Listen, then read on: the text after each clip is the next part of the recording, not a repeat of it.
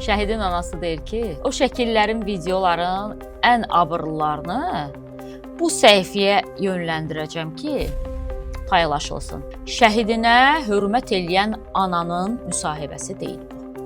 Əvvəllər deyirdilər ki, bir pis əməlimiz varsa, qazanı örtülü qaynadaq, kiminsə bundan xəbəri olmasın.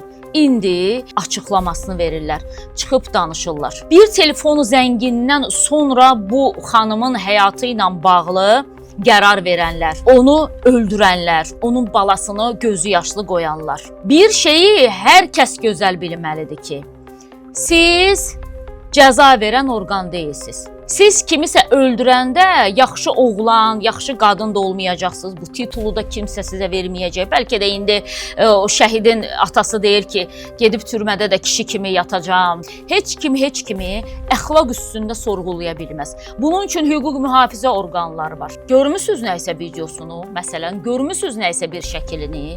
Bununla bağlı gedib hüquq mühafizə orqanlarına müraciət eləyə bilərdiniz. Dediyiniz qədər bir həyat tərzi keçirilmirsə, bəli, dövlət o zaman bu qadın ana adına layiq deyil deyib, övladları da o qadının əlindən alır. Yəni bir daha qeyd edirəm, bunun üçün dövlətin qanunları var. Siz oğlunuzun ruhuna hörmət etsəydiniz, oğlunuzun yarı olan, müəyyən illəri oynan bir yastığa baş qoyan, iki övladının anası olan biri haqqında videolarını da göstərəcəm, təqdim eləyəcəm deməzdiniz. Öz qızınızın videoları və şəkilləri nə zamansa kiminsə əlində olsaydı, bir ana kimi heç vaxt çıxıb deməzdiniz ki, mən onu sayta təqdim eləyəcəm. Başqasının balası ilə bağlı danışmaq o qədər rahat olur.